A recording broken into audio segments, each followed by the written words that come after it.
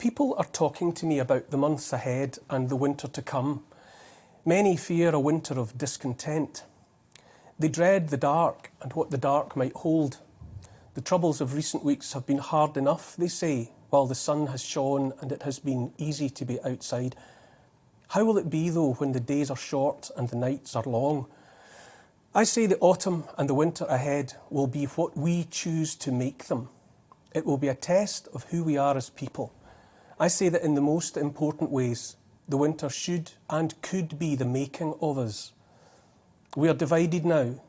It's no longer just about physical divisions. Opinions have hardened to the extent that we cannot talk to each other. These divisions run through families, between friends and neighbours. Such are the differences of opinion, it has become easier to avoid some people altogether. I say this has been no accident. Our leaders have done their utmost to drive wedges between us. Apart from a few weeks at the beginning of it all, I say keeping us apart had nothing to do with health and everything to do with keeping us demoralised, fearful and helpless. When pressed, they will say it was for our own good. I say it was a bad thing to do that has had only bad results. I don't believe the pubs and restaurants and the rest of the places folk meet to talk were ever a threat to health. People who come together might stay together. A stick on its own is easily broken, but a bundle of sticks is unbreakable. When we are physically together, we communicate in ways that are impossible through a computer screen. We were stopped from gathering, and so the glue holding communities together has flaked away. Too many have been made strangers to each other, even enemies. Our leaders and their advisors are, I say, devoid of empathy, that ability to feel what others feel.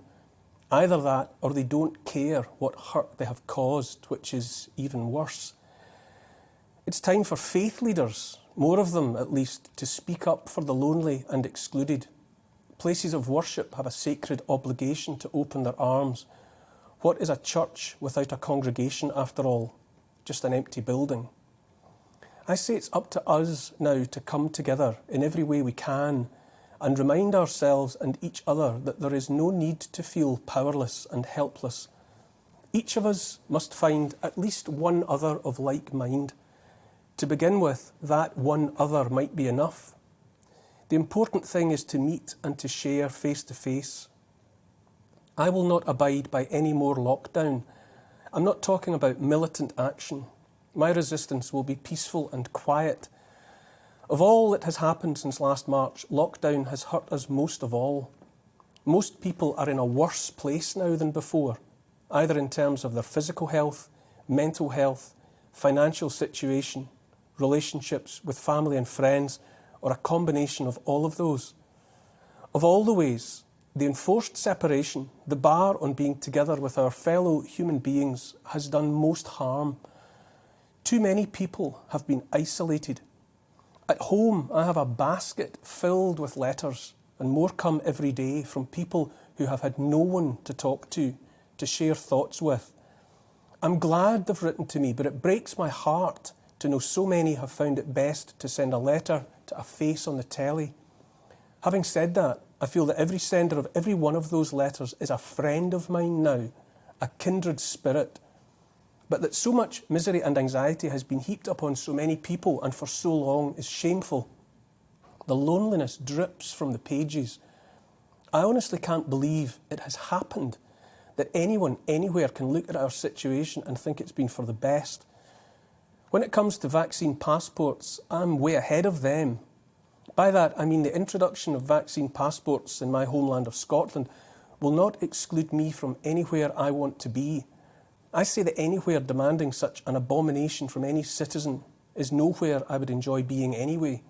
If it comes to it, I would rather be outside in the open air.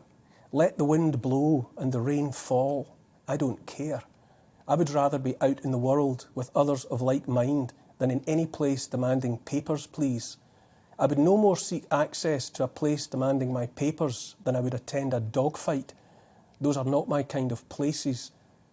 Venues and businesses that exclude, willingly or not, and on account of government diktat, will fail. Maybe not today, maybe not tomorrow, but soon they will fail. I have loved pubs, restaurants, theatres and the like, and when the atmosphere is right, I will love them again. But this winter, if they're closing their doors on those deemed unclean, then I will be elsewhere. If I'm at home, my door will not be barred. It will be open to my friends. Home is anyway my best place. Sometimes I will be in the homes of friends. In any event, I will share space with those I love. We will share food and drink and bask in the warmth of fires and stoves. We will talk about what's important.